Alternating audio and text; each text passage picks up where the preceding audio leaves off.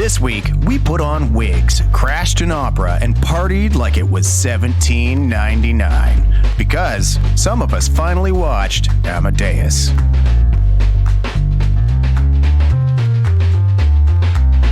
Welcome back to How Did You Miss This? I'm Evan Toller-Hickey, and with me as always are Michael Hansen and Krista Shane. And this week we watched Amadeus, the 1984 film. I missed this the first time around because I was 5, and this was really inappropriate for me. But Michael saw it in theaters. Yeah, I was not 5, and my parents were Swedish, so they would have thought anything is appropriate anyway. But yes, I was 12, and I watched with my parents and my brother in Stockholm when it came out to the theaters. I never watched it since, but it really left an impression with me, so I was really looking forward to going back and watching it again. And Chris, I believe you missed this one too? Well, so this is the funny part of this, because when we were picking this, I thought I had missed this. As it turns out, when I was watching this, I realized I had seen this because I was having, same as you, 5-year-old or 6-year-old or whatever I would have been, like nightmare flashbacks, because some of these scenes scared the hell out of me when I was little. So I have some PTSD I didn't know about. So that kind of came up in the middle of this. Yeah. This week on How Did You Miss This? We revisit Chris's childhood trauma. This is just going to be 40 minutes of me crying into a microphone about things my parents did from here on out. Let's go. So before I tear up and break down, why don't we talk a little bit about this movie? So this, like you said, Evan, was a 1984 movie. This movie was directed by Milos Forman. This was his 8th film. He already actually had an Academy Award in the bag for One Flew Over the Cuckoo's Nest, and he'd actually come off some other successes too, like Hair. And this was written by Peter Schaffer. They filmed this in Prague. It was basically still almost looking like the 17th century. So they basically had to do nothing to change Prague and set the scene. They basically took down a handful of electric lights and shot this thing in Prague, and the actual Prague Opera House, where many of Mozart's actual operas had debuted and played, which is pretty cool. It is very cool. And actually, we'll get to this probably a little bit later. But when you say that they took down some electric lights, this entire film was shot with all natural lighting. It's all practical lighting. All of those candles are the lighting for the film. It's bananas. Yeah. So this wound up being the 12th highest U.S. box office of the year. Absolutely across the board, positive reviews. If you look it up now, it's got an 89% on Rotten Tomatoes. And it was originally named as one of the top 100 films for the AFI's top 100 films list. So like broad acclaim, as well as that year it was the like King Kong at the Academy Awards. It had 11 nominations, including 2 for Best Actor. It won 8, including Best Picture, Best Director. F. Murray Abraham won Best Actor. Best Screenplay based on other material, Best Art Direction, Best Costume, Best Makeup, and Best Sound, as well as nominations for Tom Hulce as Best Actor. He couldn't win because F. Murray Abraham already did. Film editing and cinematography. So just a runaway year for Amadeus. Amazing reviews, amazing results, and just generally a kind of runaway success, especially for a smaller budget film. I think this is a good time then to ask each of us. So now that we've seen it, Michael, like, what did you think of this, seeing it again? You know, I had such a strong memory of it, and I was really looking forward to watching it.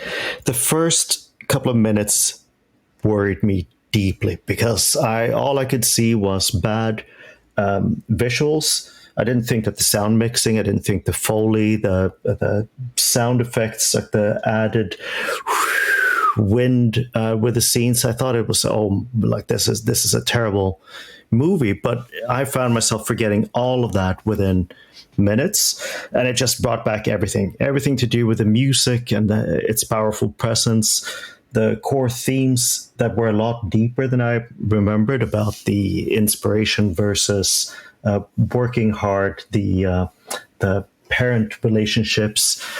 This had a tremendous impact on me, and I'm really glad that I watched it again. Evan, how about yourself as the non-viewer, the official non-viewer? Official non-viewer. What do you think? Well, I agree with Michael entirely. The first few moments of this movie really worried me, because as you get into this movie, you realize that this is a movie of artistic choices, and they are big choices that they make on this. The way that most people have American accents, the way that Tom Hulce's laugh for Mozart, the way that it's shot, the mise en scène of this movie, big swings. And we've kind of gotten used to a world in which the director, while they have a bit of an imprint on the movie, really it's producers and studios running the movies. And so Marvel movies have a particular Marvel-ness to them, even though they have, James Gunn at the helm, or whoever else happens to be doing the movie at the time. But this movie has actors making big acting choices, directors making big directing choices. And once you give yourself over to that, it's awesome. I really enjoyed it. Yeah, to your point, like, this is the type of movie where typically you would come into it and everybody, even though they're supposed to be in Austria, would be speaking with British accents or something like that, right? Like that would kind of be your typical thing. And to your point, there is a lot of Milos Forman's fingerprints all over this, because he was giving explicit direction to people to be like, just focus on being a good actor. You're not doing accents. And so, yeah, like, I think you're bang on. Like, there's a lot of big choices, even from the get-go in this movie. And so for me, not having seen this movie, not remembering this movie, certainly having no grown-up appreciation for this movie, just the fear and terror of a child. Like, I was really pleased to have seen this movie. This is a really, like, excellent movie. And to your point, like, it makes a lot of bold choices. The actors have some amazing moments and to really stand out themselves. And like, it's easy to see how this winds up being, winning 8 Academy Awards, being nominated or put on the AFI's top 100 list. Like, it's certainly a thing where a lot of artistic stuff had to line up. Right. And we'll get into that more as we go. But it sounds like all of us are pretty pleased. We'll talk about it a little bit more as we go, too, about, are we coming back to this next week or what? But I think here is probably a good spot to take a quick break. And then on the other side of the break, we'll get into what works and what doesn't about this movie.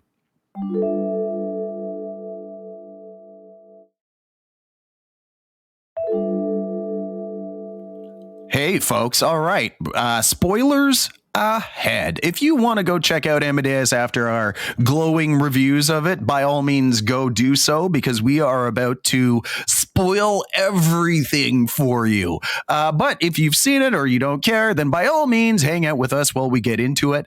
But before we really get into it, how about we tell you what this movie is about? Michael, what is this movie about? Okay, so the title sort of gives it away. It's very much about Amadeus Mozart, but it's told through the eyes of his arch rival Antonio Salieri, as he lives through his final days. So it kind of has this dual part of it. One is telling pretty much the entire life of Mozart, and at the same time also living through the final days of, well, not the final days, but like the latter part of Salieri and what he's going through. So it's telling these two narratives side by side, and that is a huge part of the attraction of this movie. So I think we're going to get into all of that fairly soon. So why don't we just jump into it?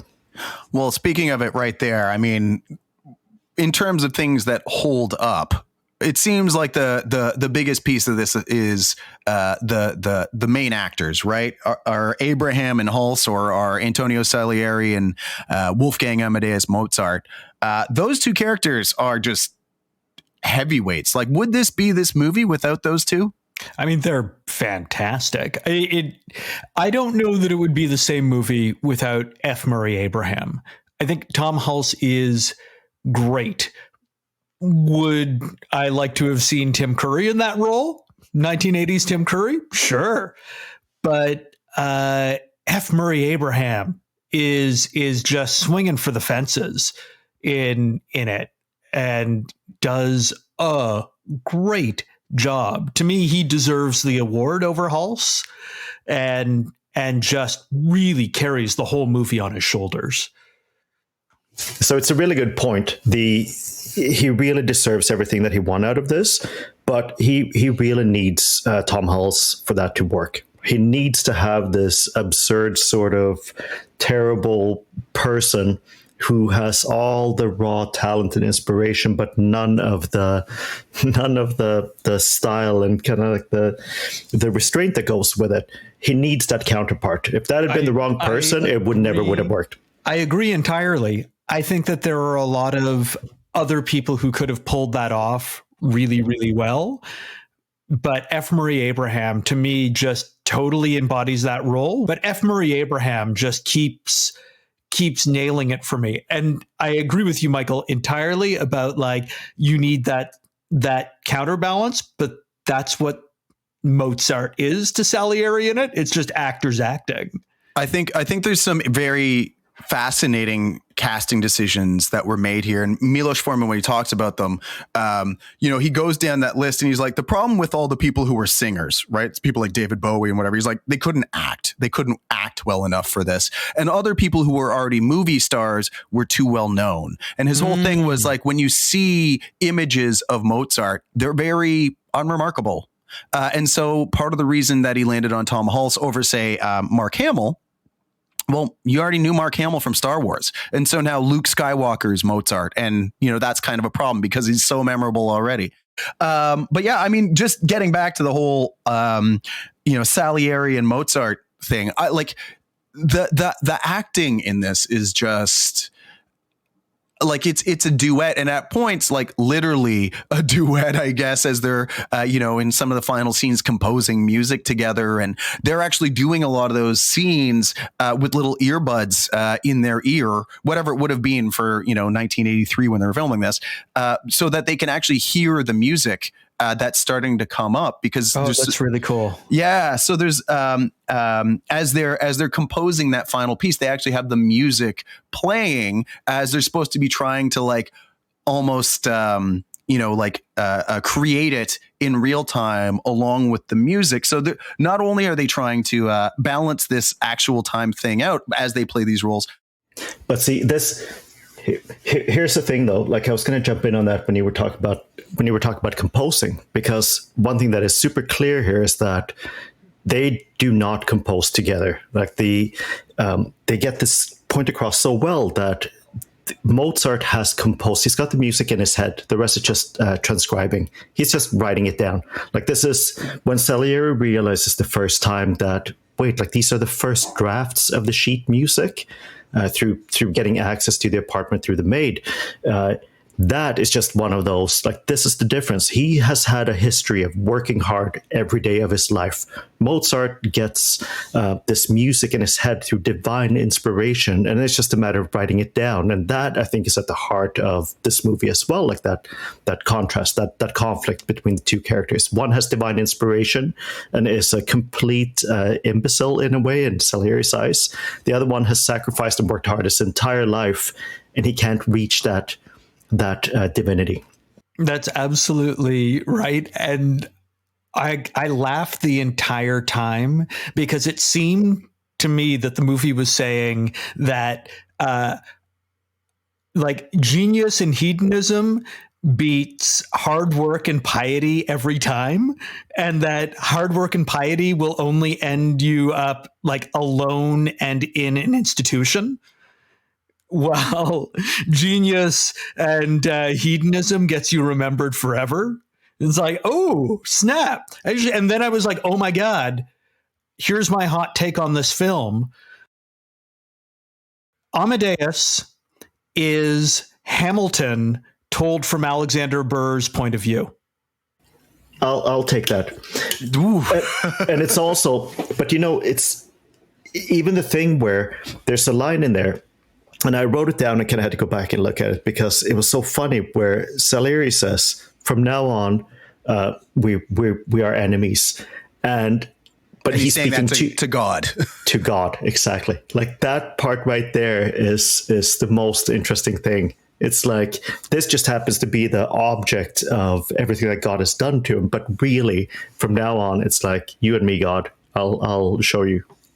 I think that's the interesting crux of this, not just in terms of the actors, but the characters as they're kind of portrayed, is they have a lot of these interesting conflict points, right? And I think some of these play out across some of the other characters in the movie as well. But like for me, one of the ones that exists for both of those characters and where they kind of tie in with this frenemies, or whatever the opposite of that is, like friends, or whatever the opposite of that is like not feeling like you received the recognition you deserve, right? Because Salieri has it in the early days, and Mozart is jealous of him and these other Italian composers who are so successful, and he's not getting the recognition for his music. But later in life, everybody remembers Mozart's music, but nobody remembers Salieri's, right? Neither of them really get to have that moment of enjoying it, which is kind of this conflict, because they're kind of the ones who recognize, especially Salieri to Mozart,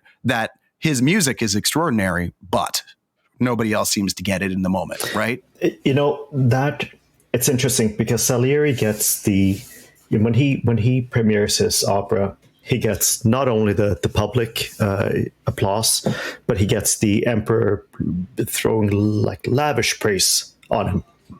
But Mozart will not give him that. He just says, "Oh, I did not think that such music could exist," sort of thing. Like, it was just you couldn't tell whether it was a compliment or not. It is not a compliment. Whereas for Mozart, he never gets to understand that Salieri is spellbound by his music.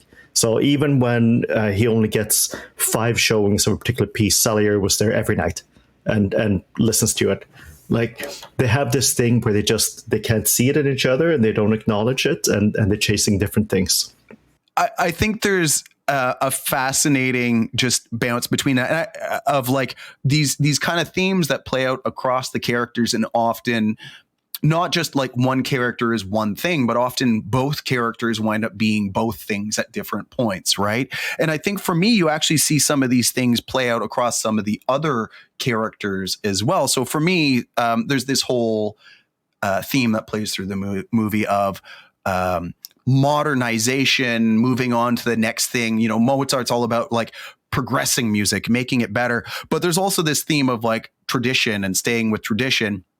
And some of the characters, like the emperor, wind up trying to do the, hey, yes, some new stuff, but also not too far, right? Like, not too many notes, which is that line that keeps coming up in the movie, right? That is the best. But too many notes, just cut a few and it'll be perfect. And then Mozart starts saying, but which ones did you have in mind? It's just what could have possibly can cut only from hear so many in one night. Yeah. It's like, yeah, but which ones? Yeah. And then I was like, oh, notes on notes. Oh, that makes me so happy.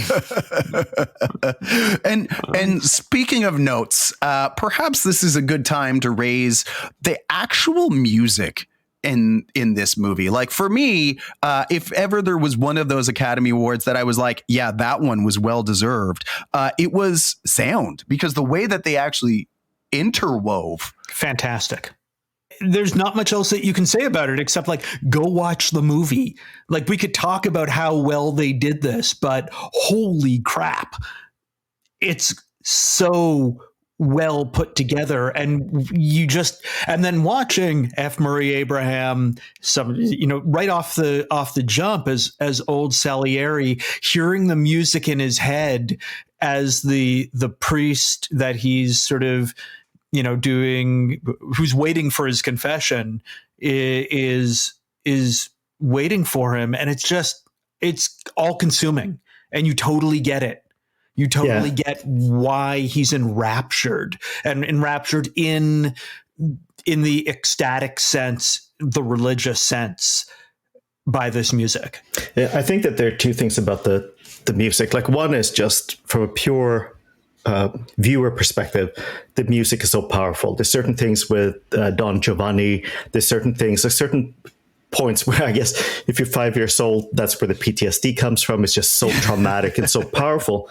But also, like for someone who makes music, I have it is so fascinating to see when they talk about it. So Salieri saying, so then this would come in and that, and they play just the oboes, and then they layer on the strings, and then this, that, and you're hearing all of these individual elements in a way that you can picture them doing it, and to have them think of these elements separately like that, to someone like me, it's mind-boggling. So that in itself is just something I just go like, wow, I can't get enough of it. Yeah, it's like they're literally sitting at the mixing board, because they are sitting at the mixing board, but it's all in their head. Tracks up for you, and that's just awesome, because it's so cool to hear it like that.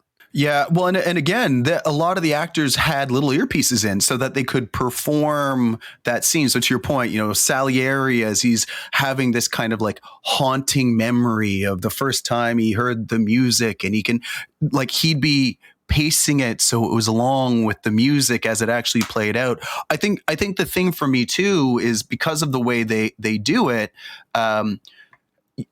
It gives you a sense of how Salieri is one of the few people who genuinely understands the genius of Mozart, because he looks at the page and he can hear the music. And the way they do it is him hearing the music, right? Because so much of this is supposed to play out from Salieri's point of view, his memory and whatever. And so he can hear the music even as he's looking at the page, as if he's, it's formed into the full opera or the full,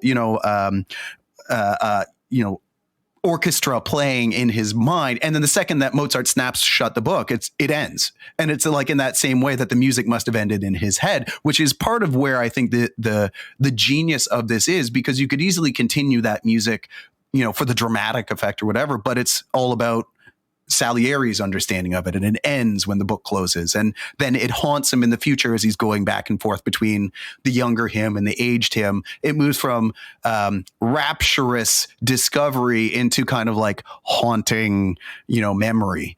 Right? Actually, that's a really good segue into, like, there's this admiration, then he starts to kind of feel this resentment, and then there's a little bit of a passive aggression and not helping. And then it's actively trying to make sure that Mozart is not successful.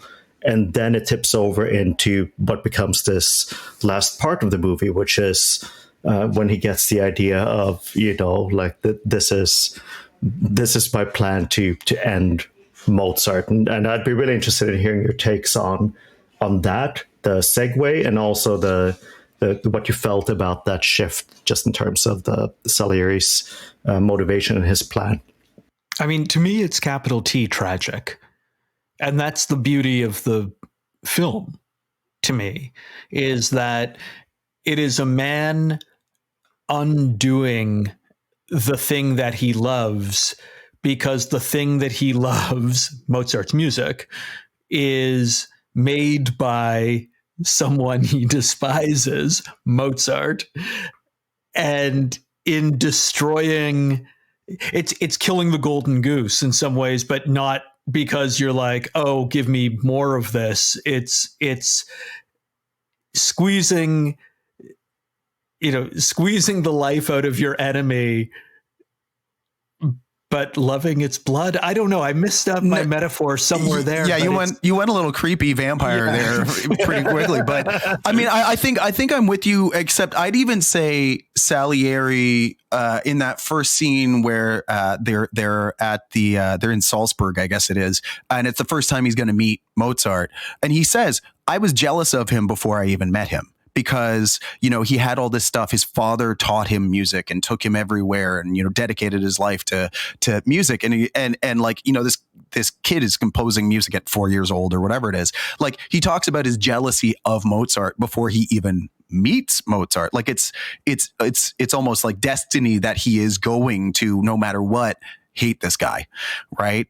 And it only gets worse once he meets him. But his jealousy, I think, is there because he's done all these things. He's been celibate and all these things for God to give him this spark of divine inspiration. But like that, he never has it as good. That is probably my favorite line in the entire thing, because he says this, and it happens around that time. That you talk about, is saying to God, why implant the desire and then deny me the talent? Like, he has this thing around, like, this is my life, this is my passion. But then he sees this person who's got so much more talent, and in Salieri's eyes, he has done nothing. He doesn't deserve it. So God has given him this to this person who does not deserve it in any way, shape, or form. Yeah, I think that's one of those things for me, which I found very interesting, because it's just clearly Salieri is an amazingly accomplished, individual. He's the court composer for the emperor. He's got amazingly successful operas. He's like at the height of his game. It's just, he's not Mozart, even though by any accounts he'd be like, yeah, you're the one of the top two creators of music in the Austrian Empire. Congratulations. It's like, yeah, but I'm not the best, and that's gonna haunt me. I'm gonna need to take this out on somebody at some point. Yeah, and not only am I not the best, the distance between me and the number one is infinite, apparently, because it's God's gift. So yeah, he's kind of angry and awful. So we should probably say we should acknowledge the thing out there. As I was getting at, the switch between sabotaging versus actively planning the demise of the other, because there's a point where that happens with Salieri to say, okay, so here's now my plan. This is my perfect revenge. I will get Mozart to write this requiem for someone who should have had a proper mass but didn't get it. And then I will present it as my work for my friend Mozart. And that shift, I think, is both a genius sort of a plot thing, but also taking, a lot of liberties with sort of the history. And I was just interested in your take on that, like how it works as a storytelling device, and whether it matters even that it's historically, questionable. It didn't really matter to me that it was historically questionable. It was propelling everything forward in a manner that worked for the characters. And so that's I just wanted the story. I'd say this plays out the same way that, Once Upon a Time in Hollywood is, historical-ish, but obviously not accurate, right? And I think for me, and we'll get into this because this is one of my things too, is just there's a lot of historical accuracy or understanding that goes into this, but then at the end of the day, what they're trying to do is make a good movie that tells a certain story. So there's a lot of liberties that get taken with Salieri's character, Mozart's character, some of the other people involved. So, I mean, there's a lot of other stuff that went into this, and some of the scenes, the wardrobe, the actual way it's filmed. There is a ton of other goodness that we've only like even just glanced over. Like, is there other stuff that stands out to you in that department? I think that everybody who won awards for hair and makeup and wardrobe totally deserve their awards for hair and makeup and wardrobe. Like Salieri, his old age makeup is great. And, you know, this 1983 old age makeup, probably better than most of the old age makeup we see today. Certainly better than, you know, the effect makeup to make people older or younger digitally. It looks great. It's a beautiful thing. It's a really beautiful crafted piece of art. Yeah, one of the things that they do so well is that they show the different settings. So they have a very unique look for the emperor's court. They have a very different look for their home life and what it looks like there. And then when they show this scene of playing sort of the version of Don Giovanni for the people, that's a whole different one as well with the makeup. And actually like a big shout out there to Simon Callow, who plays his friend, who people would have seen from Four Weddings and A Funeral, Shakespeare in Love, a lot of other things. James and the Giant Peach. Just every look was distinct and it kind of was accurate for that setting. So no, I completely agree. I will say though, and I get, again, 5-year-old viewing aside, the blood leaved a little bit to be desired. That was one of those early on in the movie. I watch it and go, oh, it's going to be this type of movie. Yeah. And then like again, like 2 minutes, or something. Yeah. And then 2 minutes into it, I completely forgot about it. And I was just like enraptured by the entire thing. But it's just funny how little things can set you off. I will say that I wasn't actually a fan of the old Salieri makeup. Because no way. Yeah. Okay. In the beginning, I was sitting there and I was just like, that looks like a rubber mask. Oh boy. Like that was the thing that I didn't love. But in terms of like everybody else's, it's the like, I think everybody has such a distinct look and feel. I mean, the most obvious is Mozart, as he has these, amazing wigs and amazing outfits and like, at times like over the top makeup going on with it. But I think that's true of a lot of the other characters too. And that additional, visual presence that so many of them have really helps them establish their characters and who they are, even before you really know that much about them. And that's why it's wild to me when you're watching the movie and you've got all of those visual cues that like Mozart and his wife are speaking with like New Jersey accents. And it's just, again, like it's, Milosh is like, go and concentrate on the acting.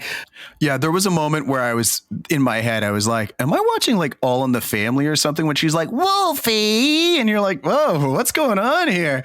I will say for me, Michael kind of touched on this question. One of the other strengths for me, and I mean, we're still going on what makes this movie great, which I think speaks to its excellence, is just the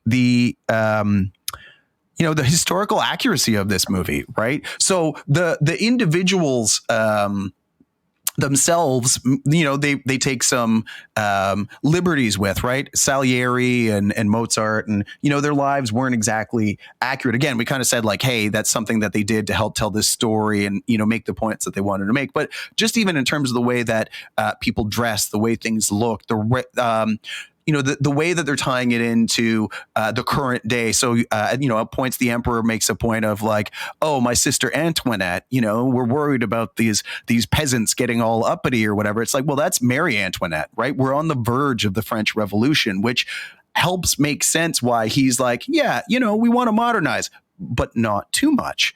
And I think they did a great job of, tying in those elements of for me at least, who's a history nerd, Europe is on this tinderbox that's about to be lit on fire, right? So how do you do this balancing act between, moving into the future but also not too quickly, not opening up the floodgates, not, opening rebellion. It's partly why I like the character of Joseph II, the emperor, so much, is because he is this guy who has to play this fine balancing act. And I love the way that kind of comes into the movie, where he wants to see the modern, new, fresh composer. He wants to push the boundaries. He even is willing to break his own rules to let it happen. But, doesn't want to go too far. And this is actually bang on for who Joseph II was. He was this guy trying to strike this balance in the real world. It's a really good point, because they go out of their way to tell him the story where, by the emperor's own decree, you're not allowed to do this opera. You're not allowed to do ballet. You're not allowed to do a bunch of things. But he's also willing to be to essentially listen to the argument and be like, yeah, that makes no sense. Let's change it. So I think that they tell that very well. But at the same time, there's this overhanging thing to say that unless he fully approves, the 1 yawn, 2 yawns, 3 yawns means disaster. That also, he sets the tone for someone's success. So he's willing to do it. He's interested in it, but at the same time, he's not fully there, and it sets the course of a person's entire career. Yeah, it's actually what Joseph II referred to as enlightened absolutism. And so, like, in the West, you had the French Revolution and, these radical movements to have government by the people kind of thing. His line was government for the people, but not by the people. And I think that is the exact thing that plays out in this movie through those conversations, where it's just like, oh, what's your take and your take and your take? But I have the final say here, right? I'm the only one who will make this call. And I think we have to, there's no way to end this without talking a little bit about the father-son relationships, because Mozart has it with his own father, and it plays in their relationship throughout the movie, and also a big trigger point with Don Giovanni. But I think he also seeks the approval of the older characters. So he wants the emperor's approval. He wants Salieri's approval.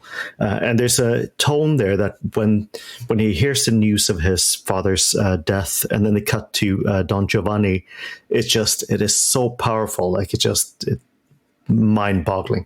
I wish I could interview the 5-year-old Chris to kind of see, what he thought, but that's pretty powerful. If you want to know the part that was giving me nightmares, it was the all of the people wearing those black masks when they go to the party or whatever. So the father wears it the first time, and then when Salieri comes back to have him compose the Requiem, he's wearing the same mask that his father was wearing. That like lifeless black party masquerade mask or whatever that they're wearing. That thing specifically was like nightmare inducing to me, I think, when I was little. I think similar to one of the things that we talked about last time was, if this had been made in an era of miniseries, or where it was okay to do like a 4-hour movie, just how more they could have paced some things, because it is incredible build-up. I really like all the back and forth, and then just at the very end, it feels like things happen very quickly, and the final 20 minutes just really rush by in a way that's like, look, we can't make this movie any longer, even in the director's cut. It's 3 hours. Yeah. The original was 160 minutes, and it had a PG-13 rating. And then after it was successful in the box office, Milos Forman was basically like, all right, well, if you're going to go see it at home, you already know it's successful. You know what you're getting into. And so he added that additional 20 minutes or so back in. A lot of that was about Salieri's work and some of the additional scenes. That's also what brings back in the scene between Constance and Salieri, where he tries to seduce her, kind of. I don't know if that's he puts her on the verge of seducing her, whatever it is.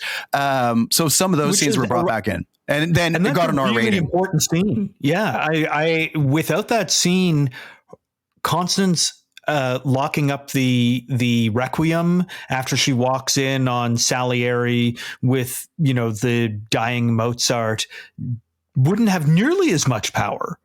It's just, get out of my house, you horrible, horrible man. And if you don't see that scene where she is undressed herself for him, then it has so much less power. Yeah, I agree. And I'll just tie it back to, Michael's point. I found the pacing in the second half, or, the last third, to be a little uneven. And I've definitely found arriving at Mozart's death to be like, whoa, what just happened? Like, he died? What? I thought he was just sick. What the? So I found that decline and death to be very sudden, which, I mean, in real life, apparently it was, pretty sudden. It did come on very quickly. Nobody knows exactly why. There's all sorts of, things out there about what it could have been, but it did come on quickly. But I think, again, in terms of telling this story, you could stretch that out or make it that much more sudden. But I just found the pacing a little bit uneven into that kind of final stretch of the movie. But I mean, again, I'm kind of picking nits here. I found overall I was all in for that conflict and where it was headed. Yeah, I mean, I'd have to say that maybe the last thing and it was just literally the last thing. It was the very, very end of the movie. You see Salieri being wheeled through the asylum, and then you kind of freeze frame and Mozart's high-pitched laugh goes over, and it's, oh my God, you literally gave Mozart the last laugh. Literally. And it was a little on the nose. Yeah. But, at that point, I had so much love for the movie at that point. I'm just like, I am willing to give you a very odd kind of bit of a clunky end, just fade to black there. I think maybe this is a good place that we've been going for a bit. Take another break. And on the other side, we can talk about some of our favorite bits about this movie. We'll be right back.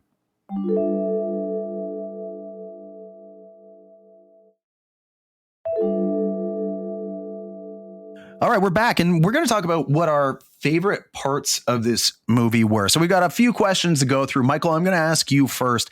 What was one of the performances in this movie that surprised you? I actually was quite surprised by the by Stancy, his wife, because at first she seemed like a non-character whatsoever. Just seemed like no interest.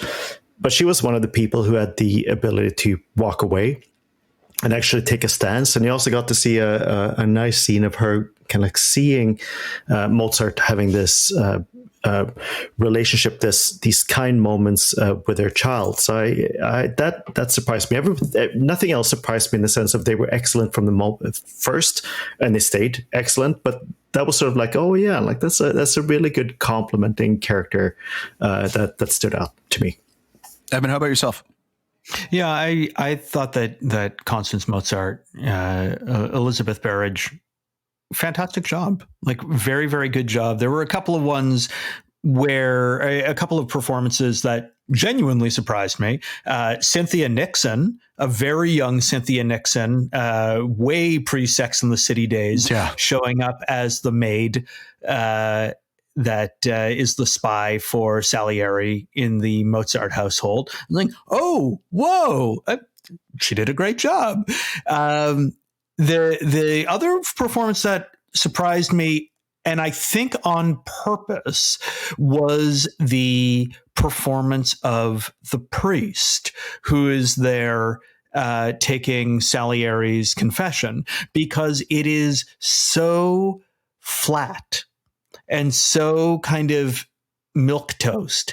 And I think, to a point that was made by you, Chris, earlier, when you were talking about the real intention that Milos Forman did in the casting behind this is that I think that he really did go out to find like the most average dude that he could possibly find for that role, because we are the priest. Like we as the audience, the priest stands in for us.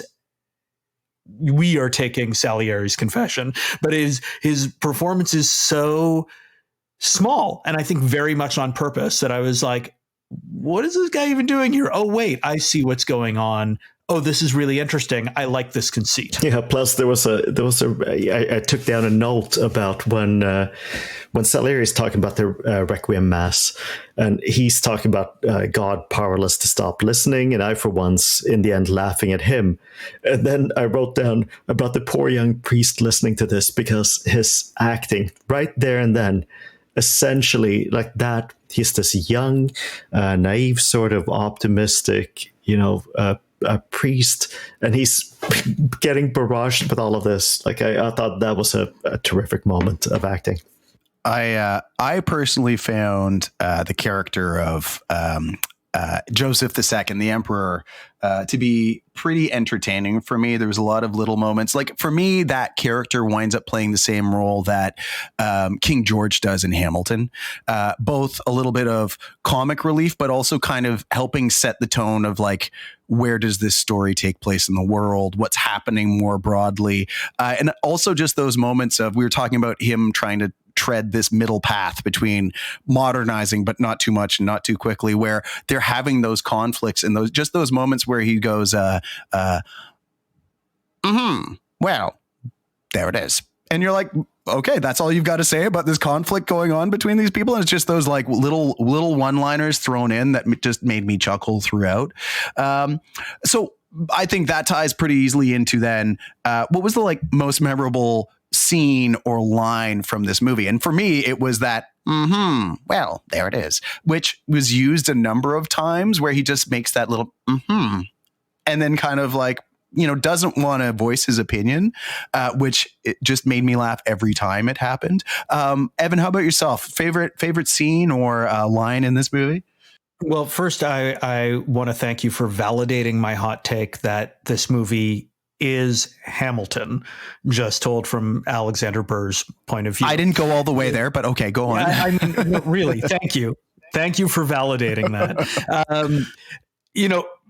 Memorable. I know that Michael and I share the same favorite line because we were speaking about that before we started recording. I'll let him say it because evidently I don't remember it properly, but it's still my favorite line. And as for scenes, Salieri talking about the Requiem with the priest, chef's kiss. So good. So good. So that for me, really just big thumbs up.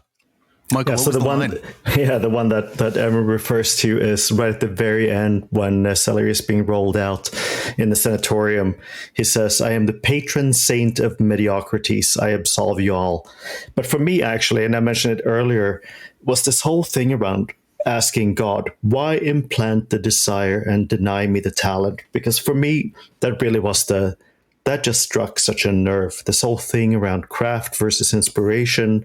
We've used this word compose many times versus improvise versus just writing it down. Like there's something about the Mozart character versus Salieri, and that is at the heart of it. And I think that's just that I'm going to carry with me for a long time. Even those scenes where Salieri's sitting there when Mozart's wife brings the folder to him so that he can get so Mozart can get the job with the emperor or whatever, and he's seeing the original scores and he looks at it and he's like, he just wrote it down. Like a composer has to make changes and adjustments and use like notes on notes and of scribbles and whatever, and it's like it's perfect. It just came out of his head that way. Like I'm like, that's pretty cool. There's actually a really interesting shot in that moment too, because it is one of the very few close-ups in the movie. It may even be one of the only sort of close-up POV shots in the movie of F. Murray Abraham. Yeah. Yeah, where they shoot Salieri's hands holding the close up of the music, and that is jarring, but in a way where it's very, very intentionally jarring, so that you, like Salieri, suddenly go like, holy shit, like what is that, what just happened visually, what just happened? And Salieri's like, my mind has just been blown, you can't rewrite perfection. Yeah, that happens at another scene too earlier on when he first sees and meets Mozart, where he's just reading the music that's left on the music stand, and you have that same kind of thing where you see his hand kind of opening the book, and I love both of those, and those are the moments where you can hear the music swell and it's in his head, and then he just, it's this rapturous understanding of what Mozart's music truly means. I will say, for me, one of my favorite scenes in the movie as a whole is, and I think it's like such a, it's like the entire plot of the movie in brief, is that first meeting with the emperor when Salieri composes that entrance march, and then Mozart comes in. He's like, "Oh no, I don't need that. I got that whole thing in my head, and in fact, not only do I have it in my head, but I'm going to make it better." And you can see this conflict play out in this like one scene between Mozart, who just wants to make the best music. And so, yeah, that was music, but I can make it better. And Salieri kind of both in awe, but also furious with Mozart and kind of these natural talents as he just wings it. And for me, that was just such a great, not only is it kind of funny as it's happening, but it's such a great way to play out the conflict that plays out over the course of the movie between those two characters. Is just that like love-hate that Salieri has for Mozart and his music. What about after watching this movie? Were there things that you were wondering about or thinking about after you watched this? Yeah. Do people in Vienna just have random costume parties like all the time? Like still? Like today? Or like 200 years ago? No. I know that they don't today as often, apparently, but like, it just, costume parties just seem to come out of the blue. Everybody seemed to be having a costume party. Okay, that wasn't a question that stuck with you. All right, fine. I mean, I think we're talking about a top 1% kind of situation. So I don't know, maybe even like top 1% people now just have random costume parties in the middle of the day. I don't get to be part of the crew. I couldn't tell you. Yeah, for me, we talked about it a little bit already. This whole thing around, does it matter the historical accuracy in the end? A movie like this, does it matter whether they had costume parties every night? Like, how many costumes do you have in a household? Matters to me. Yeah. How many costumes do you have, Evan? A whole pickle trunk full, like a good Canadian. But I think like the way to go into a movie like this is just to kind of like watch it, enjoy it on its own merit, and I think you're really going to have a great time. Yeah, I mean, it did make me want to. Sorry, I didn't mean to cut you off there, Chris. It did make me want to go and actually like listen to some of Mozart's operas and pieces again, because opera, when it was explained, is pretty cool. And I have some very strong memories of loving Magic Flute as a kid. And I was like, oh man, like I should I go back to listening to some of that stuff? I think I should. I will say that after watching this, I wound up doing two things, which was one, putting on a little bit of Mozart and listening to it while I looked up the historical accuracy of this movie. So it was a twofer for me. A lot of the questions I had were about the, accuracy of this, because I found the movie itself was wonderful. It kind of answered all the questions that I had. It's such a well told and kind of complete story for me. But like I did wonder how true it was. And again, we pointed out some of the stuff. One of the other things too was just like the rivalry in real life was probably more professional than anything. Mozart's son was actually a student of Salieri.